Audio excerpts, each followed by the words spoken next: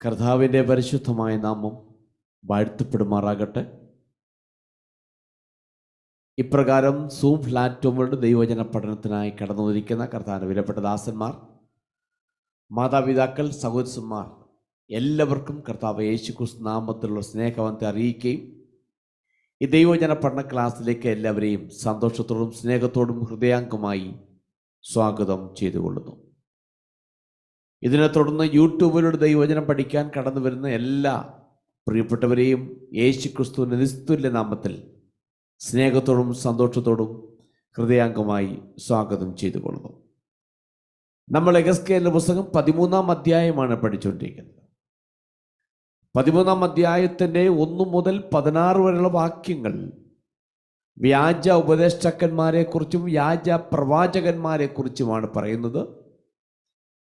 17-ാം വാക്യത്തിലേക്ക് വരുമ്പോൾ വ്യാജ പ്രവചനങ്ങൾ പറയുന്ന യെരുശലേമിൻ്റെ പുത്രിമാരെ കുറിച്ചാണ് പറയുന്നത്. വ്യാജ പ്രവചനങ്ങൾ പറയുന്ന, ഉപദേശങ്ങൾ പറയുന്ന വ്യാജ പ്രവാചകിമാർ, അവരെക്കുറിച്ചാണ് പറയുന്നത്. അവരെ പ്രവചനം എന്ന് പറയുന്നത് എല്ലാ തരത്തിലുള്ള മാന്ത്രിക വിദ്യകൾ ഉപയോഗിച്ച് പ്രവചിക്കുന്നു. പലതരത്തിലുള്ള മാന്ത്രിക ചിഹ്നങ്ങളും മാന്ത്രികമാകുന്ന തുണികളൊക്കെ ഉണ്ടാക്കി തലയിലിടുകയും കയ്യിൽ മാന്ത്രികമാകുന്ന കാര്യങ്ങൾ ചൊല്ലിക്കെട്ടി ഈ നിലയിൽ മന്ത്രങ്ങളിലൂടെ ജനത്തെ വശീകരിക്കുന്ന വ്യാജ പ്രവാചകിമാരെയാണ് കാണുവാൻ കഴിയുന്നത്. പുരുഷ സ്ത്രീ വ്യത്യാസം കൂടാതെ എല്ലാവരെയും ഒരുപോലെ ആകർഷിക്കുന്ന മന്ത്രചിഹ്നങ്ങൾ, മാന്ത്രികമാകുന്ന വിദ്യകൾ, മാന്ത്രികമാകുന്ന തുണികൾ, ഇതെല്ലാം ഉപയോഗിച്ചാണ് ജനത്തെ അവർ ആകർഷിക്കുന്നത്. ഈ മാന്ത്രിക വിദ്യയിലൂടെ അവർ ധാരാളം ആളുകളെ കെണിയിലകപ്പെടുത്തി അതിലൂടെ സ്വന്തമാകുന്ന ലാഭത്തിനു വേണ്ടി അവർ മറ്റുള്ളവരുടെ ജീവിതം നശിപ്പിച്ചു. അപ്പം അതുകൊണ്ട് 18-ാമത്തെ വാക്യത്തിൽ വരുമ്പോൾ യഹോവയായ ദൈവം അവരോട് ചോദിക്കുന്നൊരു ചോദ്യമുണ്ട്. എന്റെ ജനത്തിൻ്റെ ആത്മാക്കളെ വേട്ടയാടി നിങ്ങൾ തന്നെ ജീവിപ്പിക്കുമോ?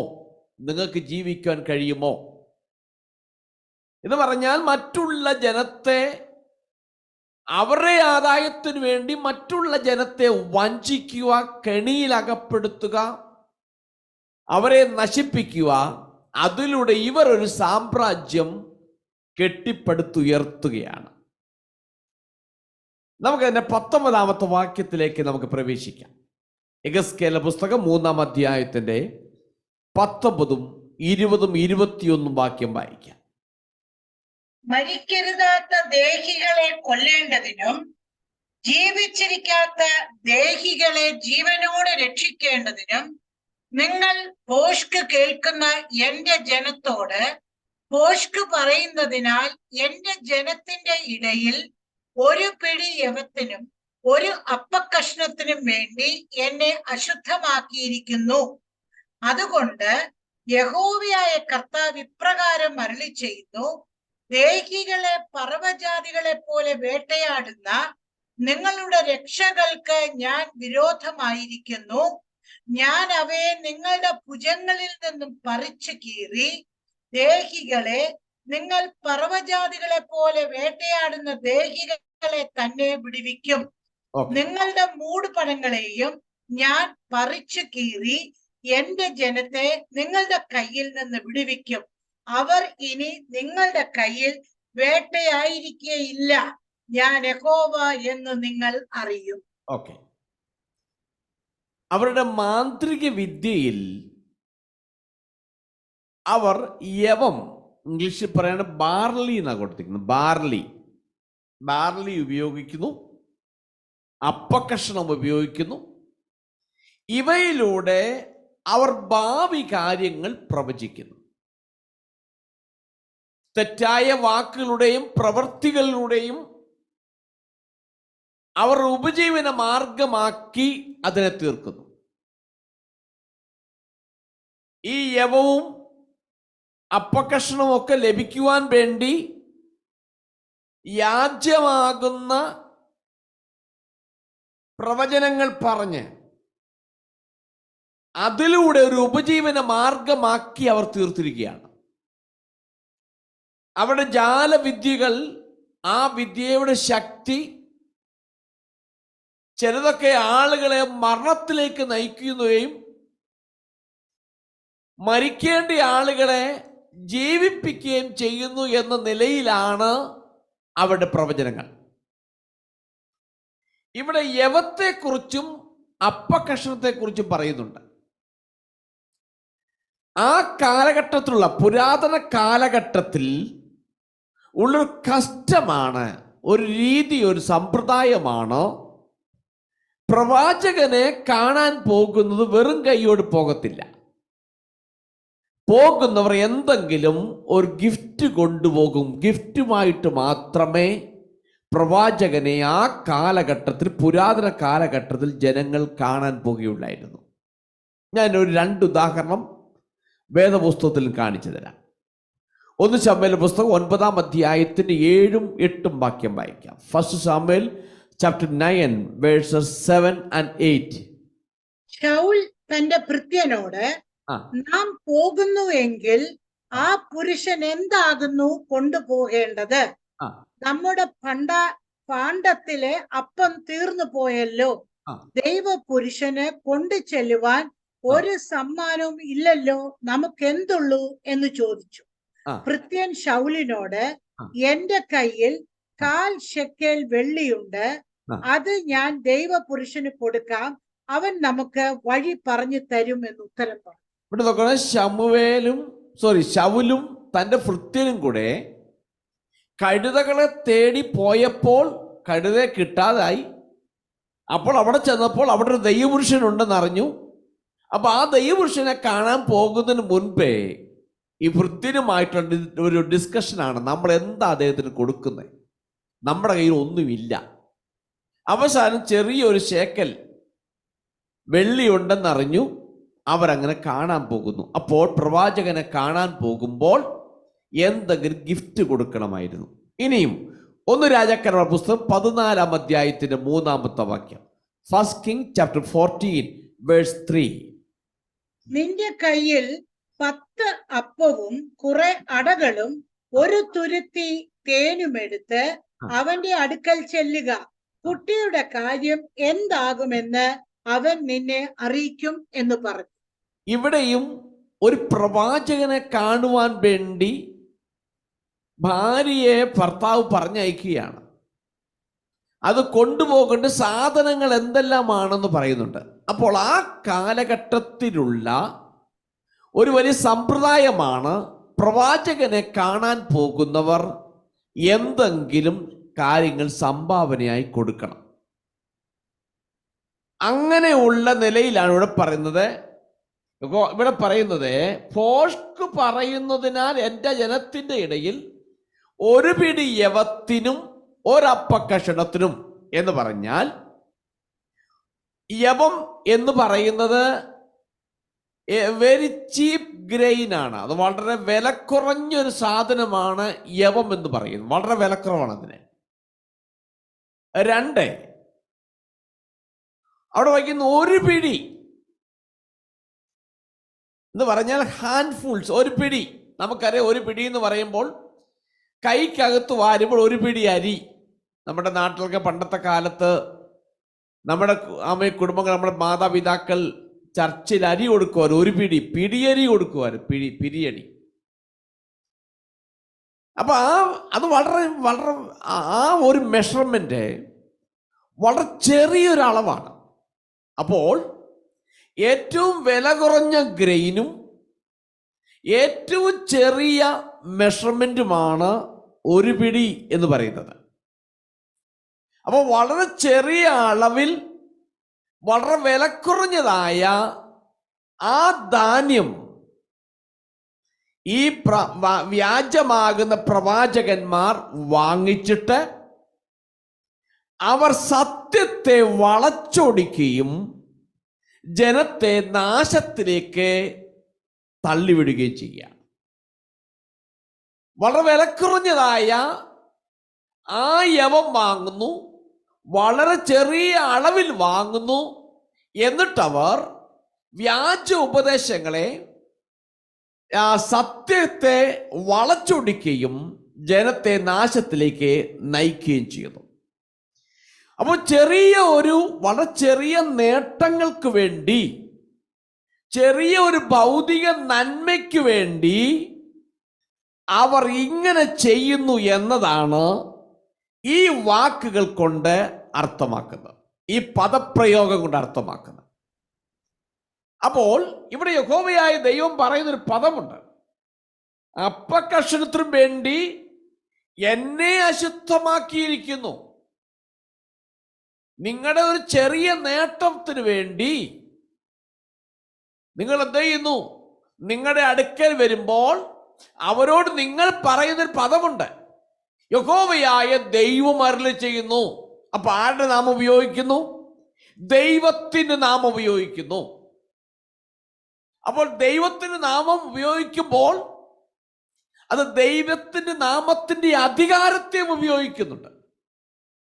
Thus says the Lord, അല്ലെ യഹോവയായ ദൈവപ്രകാരം അരുളി ചെയ്യുന്നു എന്ന് പറയുമ്പോൾ അത് യഹോവയായ ദൈവത്തിന്റെ പേരും അവിടെ ഉപയോഗിക്കുന്നു, ദൈവത്തിന്റെ അധികാരത്തെയും അവിടെ ഉപയോഗിക്കുന്നു. അപ്പൊ സത്യമല്ലാത്ത കാര്യങ്ങൾക്ക് വേണ്ടി,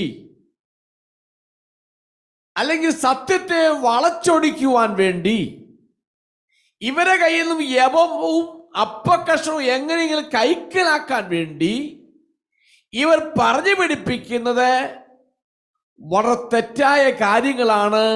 ആ കാര്യങ്ങൾ അവരെ വിശ്വസിപ്പിക്കാൻ വേണ്ടി അവർ ഉപയോഗിക്കുന്ന നാമം യഹോവയായ ദൈവത്തിന്റെ നാമം, യഹോവയായ ദൈവത്തിന്റെ അധികാരത്തെയാണ് ഉപയോഗിക്കുന്നത്. അതുകൊണ്ടാണ് യഹോവയായ ദൈവം പറയുന്നത്, എന്നെ നിങ്ങൾ മലിനമാക്കിയിരിക്കുന്നു, എന്നെ നിങ്ങൾ അശുദ്ധമാക്കിയിരിക്കുന്നു. അവർ സത്യത്തെ വളച്ചൊടിക്കുന്നു, വ്യാജമാകുന്ന കാര്യങ്ങൾ പറയുമ്പോൾ അവർ പറഞ്ഞ് യഹോവയായ ദൈവമാണ് പറയുന്നത് എന്ന് പറയുമ്പോൾ ദൈവത്തിന്റെ നാമത്തെയും ദൈവത്തിന്റെ അധികാരത്തെയും അവർ ദുർവിനിയോഗം ചെയ്യുന്നു. ദുർവിനിയോഗം ചെയ്യുന്നതിലൂടെ യഹോവയുടെ നാമം ദുഷിക്കപ്പെടുന്നു. അങ്ങനെ വരുമ്പോൾ യഹോവയായ ദൈവത്തിന്റെ പേരും ഒരു നുണയനൻ അഥവാ ഭോഷ്ക് സംസാരിക്കുന്ന വ്യക്തി എന്ന ഒരു നിലയിലേക്ക് മാറ്റപ്പെടുകയാണ്. യഹോവയായ ദൈവം കൊടുക്കാത്ത ദർശനങ്ങൾ, പറയാത്ത കാര്യങ്ങൾ പറഞ്ഞു പറഞ്ഞ് ചെയ്യിക്കുമ്പോൾ അവിടെ ദുഷിക്കപ്പെടുന്നത് യഹോവയുടെ നാമമാണ്, യഹോവയാണ്, നുണയനാണ് എന്നൊരു ചിന്താഗതിയിലേക്ക് മാറ്റപ്പെടുകയാണ്. അതുകൊണ്ടാണ് യഹോവയായ ദൈവം പറയുന്നു, നിങ്ങൾ എൻ്റെ പേര് അശുദ്ധമാക്കി എന്ന് പറയാനുള്ള കാരണം അതാണ്. ഈ കാലഘട്ടത്തിൽ നമ്മൾ ശ്രദ്ധിച്ചു നോക്കുമ്പോൾ ഇങ്ങനെയുള്ള ആളുകൾ നമ്മുടെ വിശ്വാസ സമൂഹത്തിലെ, ക്രൈസ്തവ സമൂഹത്തിലുണ്ട്. അവർ താൽക്കാലികമാകുന്ന നേട്ടത്തിനും കാര്യസാധ്യത്തിനു വേണ്ടിയും ദൈവം കൊടുക്കാത്ത അരുളപ്പാടുകൾ, ദൈവം കാണിക്കാത്ത ദർശനങ്ങൾ കണ്ടെന്നും പറഞ്ഞെന്നൊക്കെ പറഞ്ഞ് ജനത്തെ കബളിപ്പിക്കുന്ന നിറയെ ഗ്രൂപ്പുകളെ നമുക്കിത് കാണാൻ കഴിയുന്നുണ്ട്. അപ്പോൾ സാധാരണ മനുഷ്യൻ എന്ത് ചെയ്യുന്നു? അവരുടെ നേട്ടങ്ങൾക്ക് വേണ്ടി, കാര്യസാധ്യത്തിന് വേണ്ടി ഇങ്ങനെയുള്ള ഗ്രൂപ്പുകളെ ആശ്രയിക്കുന്നു. നമ്മുടെ കാര്യം മനസ്സിലാക്കണം, അങ്ങനെ ആശ്രയിക്കുന്ന ജീവിതം അപകടത്തിലായിത്തീരും എന്ന യാഥാർത്ഥ്യം ഈ രാത്രി നമ്മൾ ഓർത്തുകൊള്ളണം. ഇനി മറ്റൊന്ന്, ഇവരെവിടെ വസിക്കുന്നവരാണ്? ഇവർ യെരുശലേമിൽ വസിക്കുന്നവരാ. ഈജിപ്തിലോ ബാബിലോണിലോ അല്ലെങ്കിൽ വേറെ അസീറിയയിലോ താമസിക്കുന്ന ജാതികളല്ല ഇവർ. അവരുടെ വിശ്വാസപ്രകാരം യെരുശലേമിൽ താമസിക്കുമ്പോൾ ദൈവത്തിന്റെ സാന്നിധ്യം നിരന്തരമായി അനുഭവിക്കുമെന്നാണ് അവരുടെ വിശ്വാസം. അപ്പൊ അങ്ങനെയെങ്കിൽ അവരുടെ വിശ്വാസപ്രകാരം ദൈവിക സാന്നിധ്യത്തിൽ കഴിയുന്ന സ്ത്രീകൾ, ദൈവമഹത്വം നിരന്തരമായി വെളിപ്പെട്ടുകൊണ്ടിരിക്കുന്ന സ്ഥലത്ത് താമസിക്കുന്നവർ, അവരാണ് ഈ ദൈവത്തിന്റെ പേരും പറഞ്ഞ് വ്യാജമാകുന്ന നിലയിൽ ജനത്തെ തെറ്റിലേക്ക് നയിക്കുകയും അവരിൽ നിന്ന് ചെറിയ ആദായങ്ങളും മറ്റും വാങ്ങി ദൈവത്തിന്റെ പേരിനെ മലിനമാക്കി തീർക്കുന്നത്. അതുകൊണ്ട് എന്നെ കേൾക്കുന്ന ദൈവമക്കൾ ഓർത്തുകൊള്ളണം, കാണുന്ന ഗ്രൂപ്പെല്ലാം, ഇത് ഒരുപാട് ഗ്രൂപ്പുകളെ കാണാൻ കഴിയുന്നുണ്ട്. വാട്സപ്പിലൂടെ, യൂട്യൂബിലൂടെ, സൂമിലൂടെ, അല്ലാതെ ഒരുപാട് ഗ്രൂപ്പുകളെ കാണാൻ കഴിയുന്നുണ്ട്. എല്ലാ ഗ്രൂപ്പിനകത്തും കയറിപ്പോയിട്ട് നമ്മൾ അബദ്ധങ്ങളിൽ വീണല്ലേ. അവരും സ്തോത്രം പറയുന്നു, അവരും പാടുന്നു, അവരുടെ ഇടയിലും ആത്മീയമുണ്ട്, അവരുടെ ഇടയിലും ദൂതുണ്ട്, പ്രവചനമുണ്ട്, വചനമുണ്ട് എന്നെല്ലാം പറഞ്ഞ് ആരും അബദ്ധങ്ങളിൽ പോയി നമ്മൾ ആരും വീഴരുത് എന്നൊരു യാഥാർത്ഥ്യം ഈ രാത്രിയിൽ ഈ വാക്യത്തിന്റെ അടിസ്ഥാനത്തിൽ ഞാൻ ഓർപ്പിക്കുകയാണ്. ഈ സ്ത്രീകൾ താമസിക്കുന്നത് യെരുശലേമില, ദൈവിക സാന്നിധ്യത്തില. അതുകൊണ്ട് കാണുന്ന ഗ്രൂപ്പെല്ലാം ദൈവികമാണെന്നും അവർ പറയുന്നതെല്ലാം ദൈവവചനമാണെന്നെല്ലാം ദൈവം കൊടുത്തതാണെന്നൊക്കെ നമ്മൾ വിശ്വസിച്ച് മുൻപോട്ട് പോയാൽ നമ്മൾ അപകടങ്ങളിൽ ചെന്ന് വീഴും. അത് വരാതിരിപ്പാൻ നാം നന്നായി ശോധന ചെയ്യുക എന്ന ഒരു ഉത്തരവാദിത്വം നമുക്കുണ്ട്. യെഹെസ്കേലിന്റെ ഭാഷയിൽ പറഞ്ഞാൽ ഇവർ മന്ത്രവാദികളെ പോലെയാണ്. ബാബിലോണിലെ സ്ത്രീകൾ മന്ത്രങ്ങളും മാന്ത്രികമാകുന്ന സാധനങ്ങളും ഉണ്ടാക്കി വിൽക്കുന്നുണ്ടായിരുന്നു എന്നാണ് പല പണ്ഡിതന്മാരും അഭിപ്രായപ്പെടുന്നത്. ഒരു ചെറിയ പ്രതിഫലനത്തിന് പോലും അവർ എന്തു ചെയ്യുവാൻ തയ്യാറാകുന്നു. നിരപരാധികളായിരിക്കുന്ന ആളുകളെ ശപിക്കുന്നു. തെറ്റ് ചെയ്തവർക്ക് അവർ ദീർഘായുസ്സും സുരക്ഷിതമാകുന്ന ജീവിതവും അവർ വാഗ്ദാനം ചെയ്യുന്നു എന്നാണ് ദൈവത്തിന്റെ വചനം നമ്മളെ പഠിപ്പിക്കുന്നത്. അപ്പോൾ ഇത്ര വിചിത്രമാകുന്ന മാന്ത്രിക കലകൾ ഉപയോഗിച്ച് ജനത്തെ വശീകരിക്കുന്നു, ജനത്തെ നല്ല ആളുകളെ ശപിക്കുന്നു, തെറ്റ് ചെയ്തവർക്ക് ജീവിതവും സുരക്ഷിതത്വവും ഒക്കെ അവർ വാഗ്ദാനം ചെയ്യുന്നുണ്ട്. വിശ്വാസയോഗ്യവും ഉത്കണ്ഠാകുലവുമായ മനസ്സുകളിൽ ഈ സമയത്ത് അവരുടെ പങ്ക് ഉണ്ടായിരിക്കുന്നതിൽ അതിശയിക്കാനില്ല. ബാബിലോണിന്റെ സ്വാധീനത്തിന്റെ ഒരു വിജയകരമായ ഒരു കടന്നുകയറ്റമാണിത്. ബാബിലോണിൽ നിന്ന് വന്നൊരു ആചാരമാണിതല്ല. നമ്മൾ യെരമ്യാവിന്റെ പുസ്തകം പഠിച്ചു നോക്കുമ്പോൾ യെരമ്യാവ് ഈജിപ്തിലേക്ക് പോയ ചില സ്ത്രീകളും അവിടെ ഭർത്താക്കന്മാരും യെരമ്യാവ് നേരിടേണ്ടി വന്ന ചില അനുഭവങ്ങളെ കുറിച്ച് പറയുന്നുണ്ട്. നമുക്ക് ആ ഭാഗം ഒന്ന് വായിക്കാം. യെരമ്യാവിന്റെ പുസ്തകം 44 അധ്യായത്തിന്റെ 15 മുതൽ 18 വരെയുള്ള വാക്യങ്ങൾ. Jeremiah chapter 44 versus 15 to 18.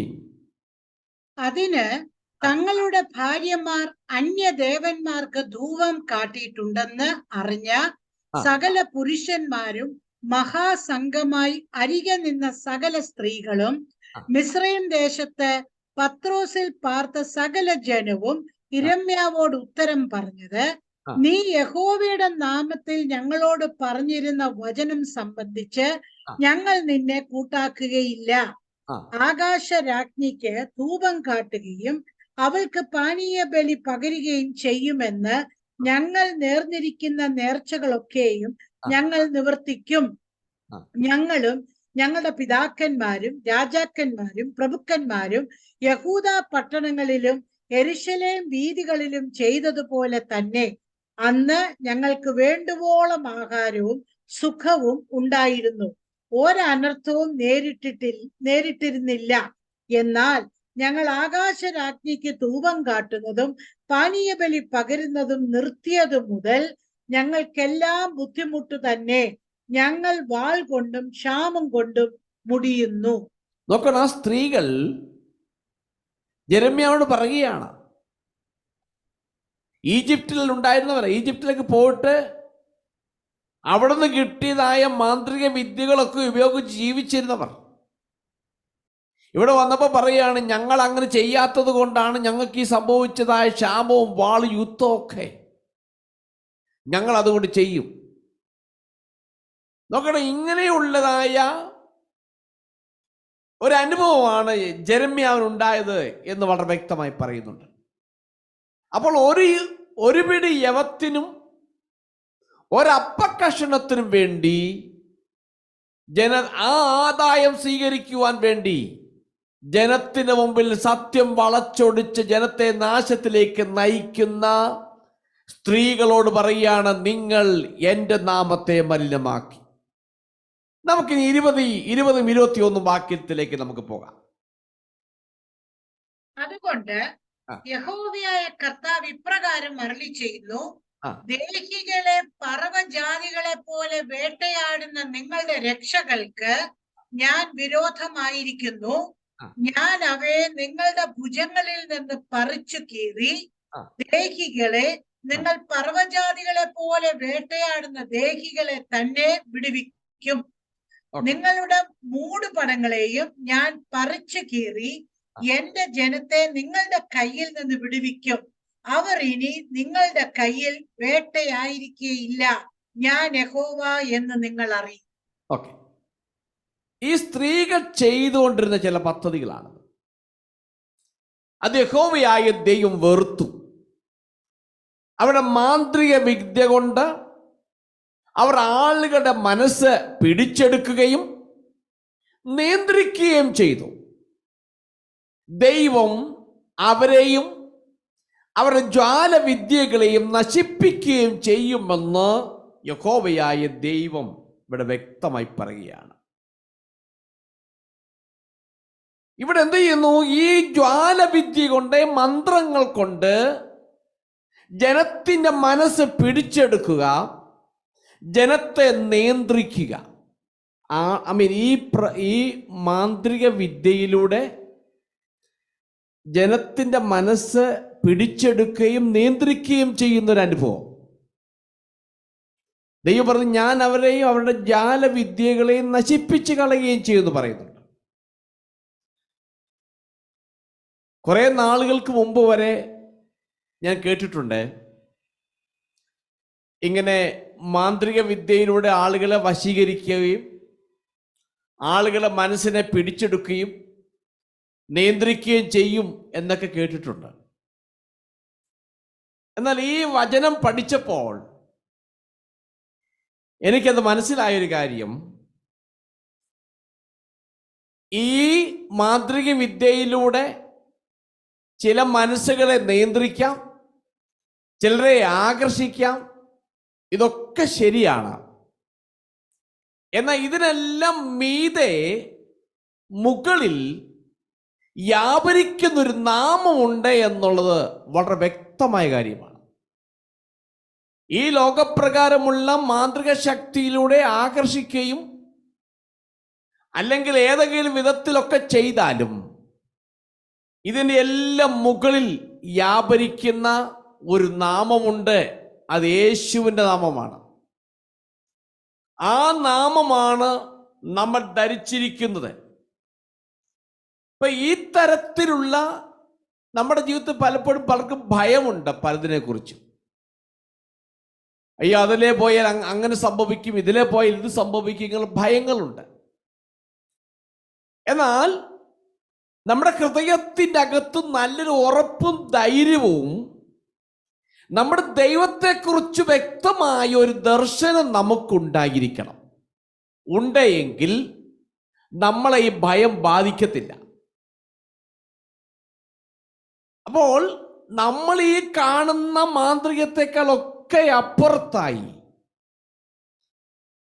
സകല മുഴങ്കാലും മടങ്ങുന്ന യേശുവിന്റെ നാമം, സകല നാവും ഏറ്റുപറയുന്ന യേശുവിന്റെ നാമം.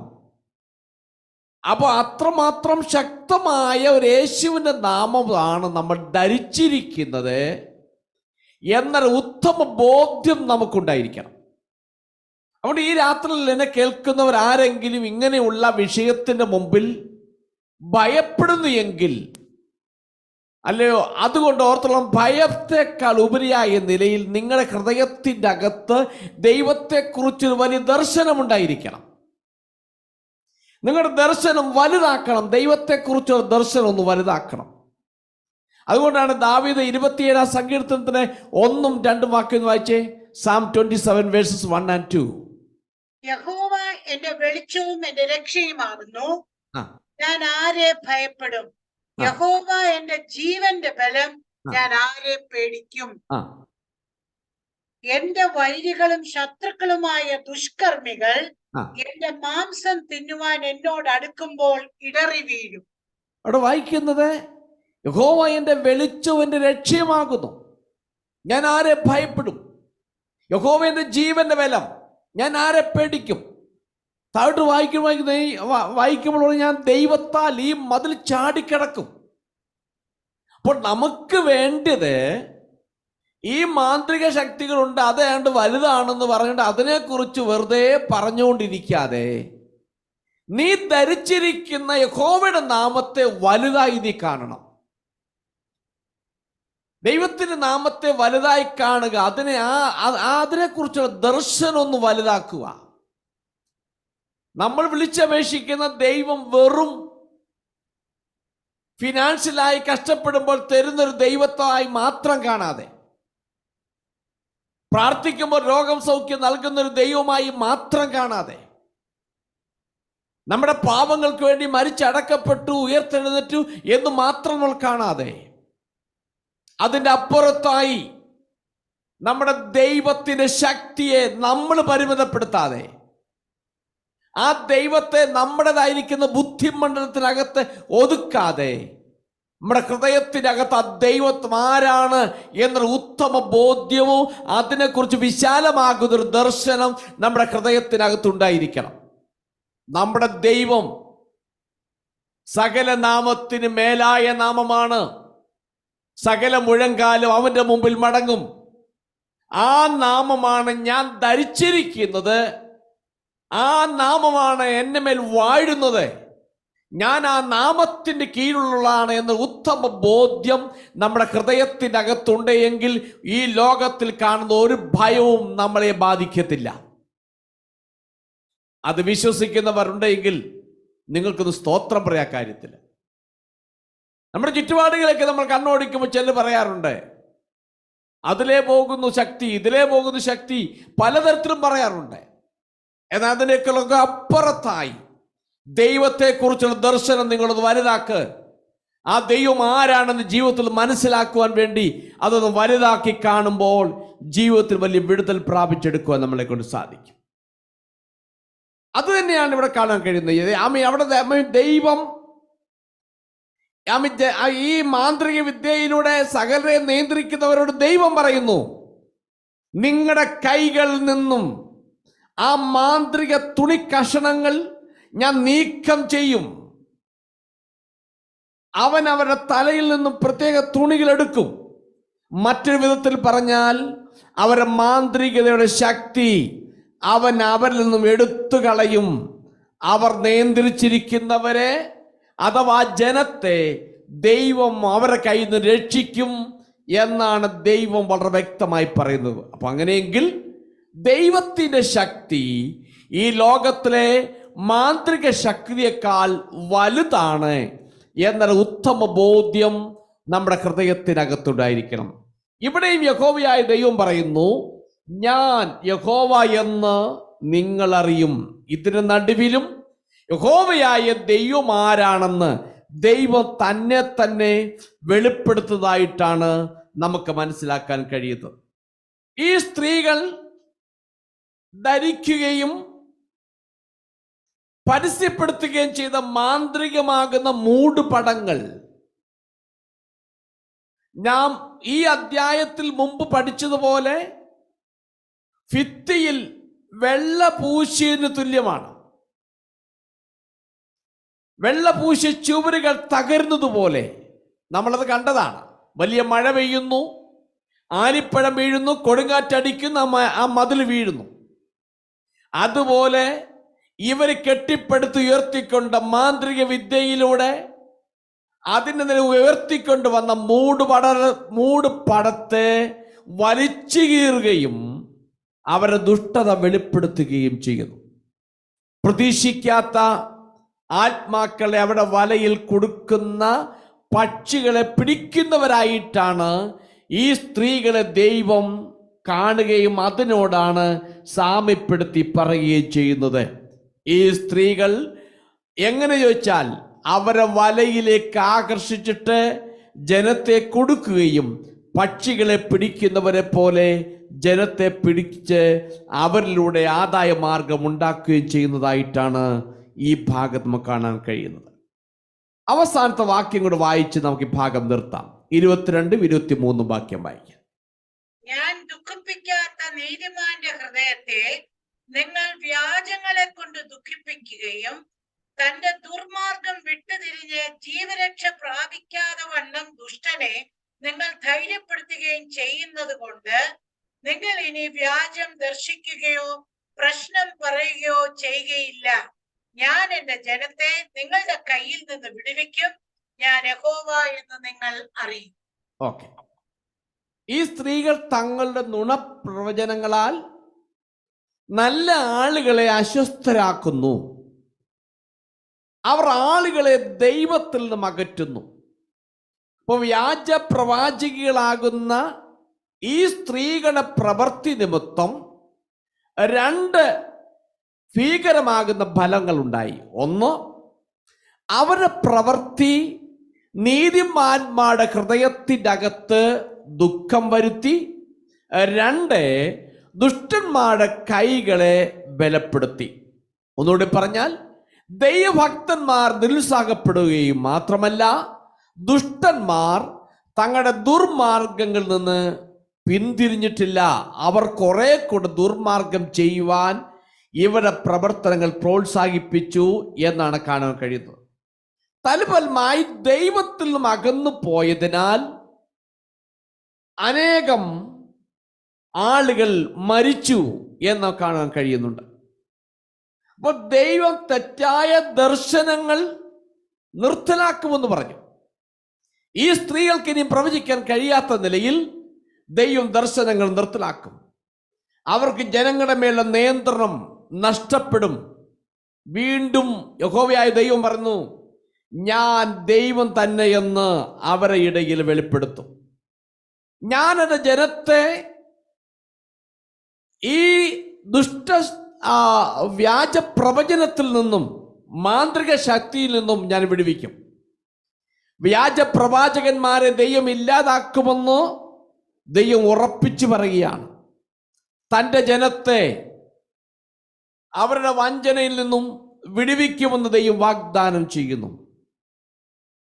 ഒരു കാര്യം ഓർത്തുകൊള്ളണം, എല്ലാത്തിനും ഒരു സമയമുണ്ട്. ഒരു സമയം നിശ്ചയിച്ചിട്ടുണ്ട്. അതുവരെ ഇത് ഓടും. അത് കഴിയുമ്പോൾ ദൈവം പിടിക്കേണ്ടതിനെ പിടിക്കും. അതൊരു യാഥാർത്ഥ്യമാണ്. അപ്പോൾ അതുവരെ അവരോടും. അത് കഴിഞ്ഞ് ദൈവം പിടിക്കേണ്ടതുപോലെ അവരെ പിടിക്കുമെന്ന് ഈ വചനത്തിലൂടെ നമുക്ക് മനസ്സിലാക്കാൻ കഴിയും. അതുകൊണ്ട് ഈ രാത്രിയിൽ എന്നെ കേൾക്കുന്നു പറയട്ടെ, ജീവിതത്തിൽ എന്തെങ്കിലുമൊക്കെ വിഷമങ്ങൾ വരുമ്പോൾ, ഇങ്ങനെയുള്ളതായ അബദ്ധങ്ങൾ നമ്മളെ മീതെ കടന്നു വരുമ്പോൾ നമ്മൾ ഓർത്തുകൊള്ളണം, ഒരല്പനാൾ കൂടെ ഉള്ളൂ. അത് കഴിയുമ്പോൾ ഇതെല്ലാം പിടിക്കപ്പെടും, ഇതെല്ലാം നിർത്തലാക്കപ്പെടും. നിങ്ങൾ വൃഥാ എൻ്റെ നാമം ഉപയോഗിച്ചത് നിമിത്തം ഈ ന്യായവിധിയിലൂടെ ഞാൻ ആരാണെന്ന് വെളിപ്പെടുത്തുമെന്ന് ദൈവം ഈ ഭാഗത്ത്, അവസാന ഭാഗത്ത് 2 ഭാഗത്ത് ആവർത്തിച്ച് പറയുന്നുണ്ട്. എന്റെ നാമം വൃഥാ എടുക്കരുതെന്ന് ദൈവം പല പ്രാവശ്യം പഴയ നിയമത്തിൽ മോശ മുഖാന്തരം അരുളി ചെയ്തിട്ടുണ്ട്. ഞാൻ പറയാത്തത് പറയുകയും ഞാൻ കാണിക്കാത്ത ദർശനങ്ങൾ കണ്ടു എന്ന് പറയുകയും ആ നിലയിൽ മുൻപോട്ട് പോകുന്ന ജനത്തെക്കുറിച്ചാണ് നമുക്കിവിടെ കാണുവാൻ കഴിയുന്നത്. ഇവരെല്ലാവരും കുമ്മായം പൂശിയ വെറും മതിലുകൾ മാത്രമാണ്. നിങ്ങൾ ശൂന്യസ്ഥലങ്ങളിലെ കുറുക്കന്മാരെ പോലെ ജനത്തെ ഉപദ്രവിച്ചു എന്ന് വളരെ വ്യക്തമായി പറയുന്നുണ്ട്. ഞാൻ വാക്കിടെ അവസാനിപ്പിക്കാൻ വേണ്ടി പോവുകയാണ്. അവർ മാന്ത്രിക വിദ്യ ഉപയോഗിച്ച് ജനത്തെ വഞ്ചിച്ചു. ഇതിന് നടുവിൽ യഹോവയായ ദൈവം പറഞ്ഞു, ഞാൻ എന്നെ തന്നെ വെളിപ്പെടുത്തും, ഞാൻ ആരാണെന്ന്. ഇവരെ ദൈവം തെരഞ്ഞെടുത്തത് ദൈവത്തെ വെളിപ്പെടുത്തുവാൻ വേണ്ടിയാണ്. എന്നാൽ ഇവർ ദൈവത്തിന്റെ നാമം ഉപയോഗിച്ച് ദൈവത്തിന്റെ നാമത്തെ അശുദ്ധമാക്കുമ്പോൾ യഹോവയായ ദൈവം പറയുന്നു, ഈ ന്യായവിധിയിലൂടെ യഹോവ ആരാണെന്ന് ഞാൻ തെളിയിക്കും എന്ന് നമുക്ക് വളരെ വ്യക്തമായി പറയുന്നുണ്ട്. ഞാൻ എൻ്റെ വാക്കിടെ അവസാനിപ്പിക്കാൻ വേണ്ടി പോവുകയാണ്.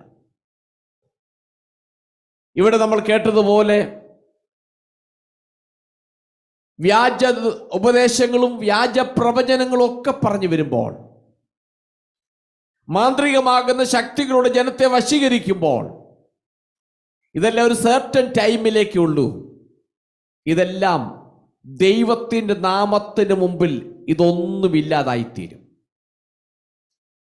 അതുകൊണ്ട് നമ്മൾ ഒന്നിനെക്കുറിച്ചും ഭയപ്പെടാതെ ഭാരപ്പെടാതെ ദൈവത്തിൽ പൂർണ്ണമായും ആശ്രയിക്കുകയും ദൈവത്തെ നമ്മൾ വലുതായി കാണുകയും ദൈവത്തെക്കുറിച്ച് ദർശനം വിശാലമാകുന്ന നിലയിൽ നമ്മൾ കാണുകയും ആ നിലയിൽ നമ്മൾ മുൻപോട്ട് പോവുകയും ചെയ്താൽ ജീവിതത്തിൽ നമുക്ക് മുന്നോട്ട് പോകാൻ കഴിയും. ഇല്ല, നമ്മൾ അതിനെ കണ്ട് ഭയപ്പെട്ട് നിൽക്കുന്നെങ്കിൽ നാം അവിടെ നിന്നു പോകും.